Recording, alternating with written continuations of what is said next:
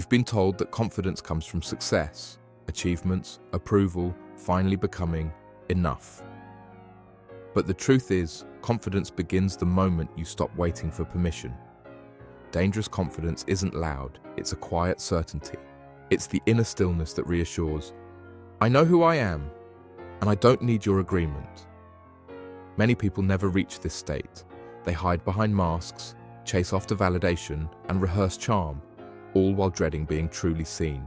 But that's not confidence, it's performance. Genuine confidence arises when you accept that rejection is an inevitable part of life and refuse to let it control you.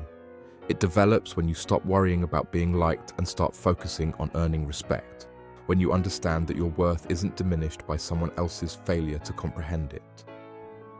Want to feel unshakable? Begin here. Stop justifying yourself. Stop apologizing for being here.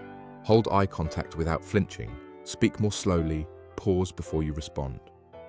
Resist filling the silence, chasing after laughs, or shrinking when others loom large.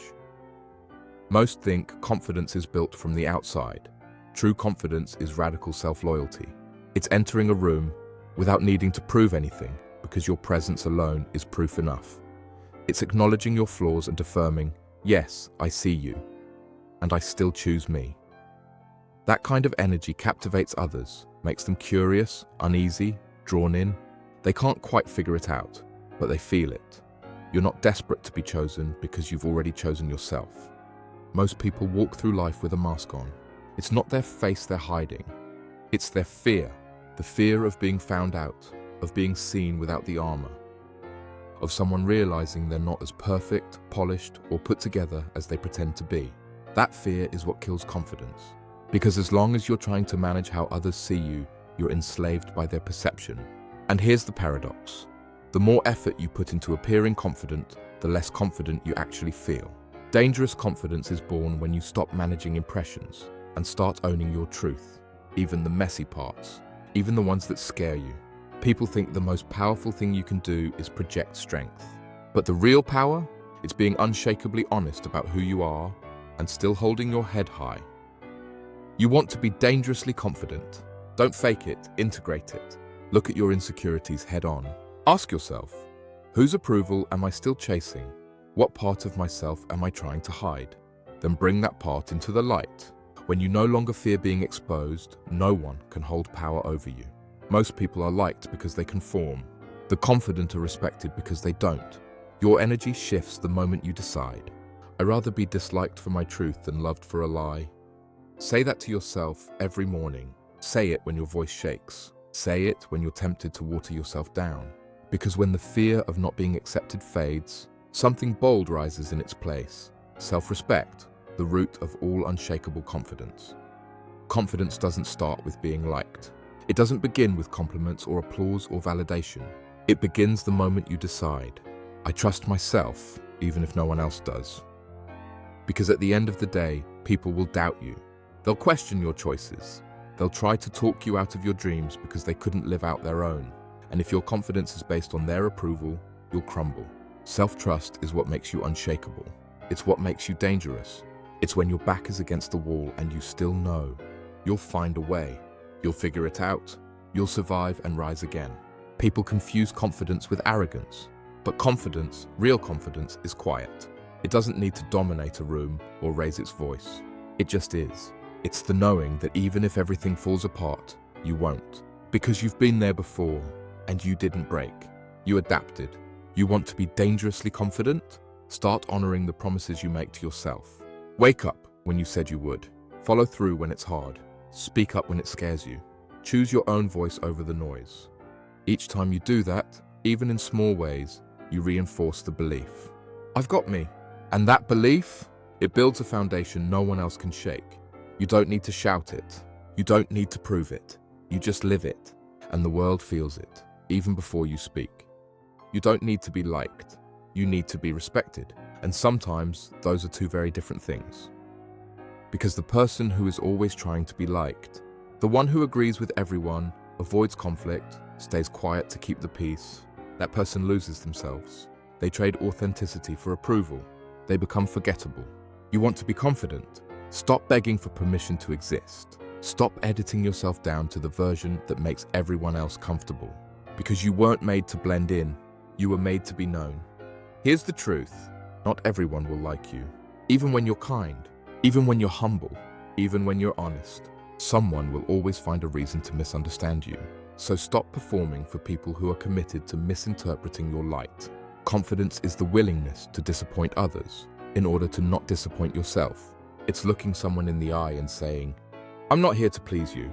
I'm here to live truthfully." And ironically, the moment you stop trying to be liked, that's when people start noticing. Because real power is magnetic. Authenticity stands out in a world full of filters and masks. So next time you feel the urge to shrink, to please, to be accepted, pause. Ask yourself, if I stop playing small, who might I become? And more importantly, who am I betraying by trying to be liked? Because the moment you choose truth over approval, that's the moment your real confidence starts. Confidence isn't about walking into a room and thinking you're better than everyone else. It's walking in without needing to compare at all. And that starts with how you speak to yourself when no one's listening. What's your inner voice saying? Most people have been programmed since childhood to believe they're not enough. Too loud, too quiet, too emotional, too cold, too much, not enough. So they shrink, they overcompensate, they self-sabotage. But here's the truth. The most dangerous person in the room is the one who has mastered their inner dialogue. Because when the voice inside your head becomes your ally, the outside world loses its power to shake you. You want to be confident. Audit your thoughts. Stop calling yourself names you'd never say to someone you love. Catch yourself when you say, "I can't. I'm not good enough. I always mess this up." And instead, try this. "I'm still learning, but I've overcome before. I don't need to be perfect to be powerful. I can do hard things." These aren't just affirmations. They're weapons. Tools that rewire your nervous system. Because confidence is built not through applause, but repetition, self-respect, and the quiet decision to no longer be your own enemy. You are not the weak voice that lives in your head. You are the one who hears it and decides to speak back. So speak to yourself like you matter, like your life depends on it, because in many ways, it does. Real confidence isn't born from easy wins. It's forged in pain, rejection, and every moment you were overlooked, misunderstood, or underestimated. Think back to a time someone doubted you. They laughed, ignored you, or chose someone else. You remember how it felt, not just in your mind, but in your chest. That heat, that sting, the ache that made you question your worth. Most people stay there. They build a home inside that wound and live small so they never feel that sting again. But not you. If you want to be dangerously confident, you have to make a decision. That your pain is not your prison. It's your permission. You take every time they said you couldn't, and use it as proof that you must. Every silent moment where no one clapped, and clap for yourself anyway. You don't bury the pain, you burn it. Because confidence isn't pretending nothing ever hurt you. It's looking your pain dead in the eye and saying, "You don't own me, you built me." That's what makes you untouchable. Because the person who's been to hell and still walks like they belong in every room, that person is feared. That person is respected. That person becomes a mirror for everyone who gave up too soon. So ask yourself, will you let your pain define your limits? Or will you let it refine your power? Stand taller, speak louder, not shame. You've already survived it. Now let it fuel your rise. True confidence isn't loud.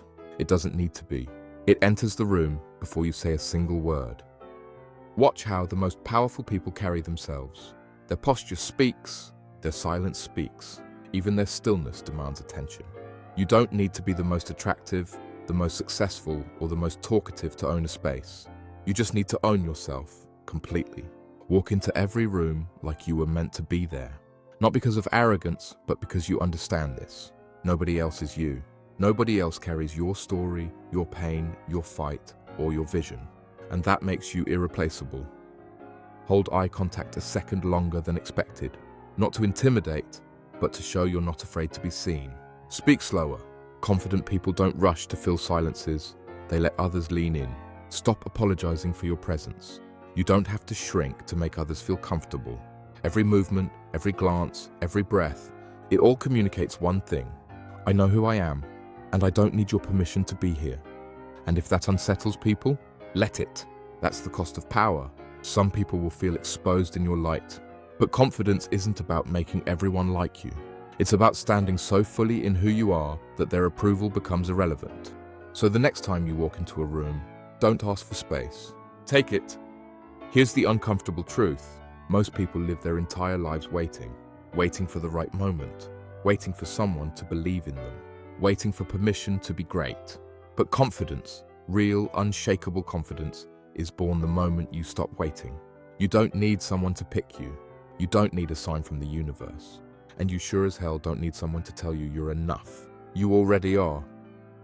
Everything you've been through, the pain, the rejection, the self-doubt, it wasn't meant to break you.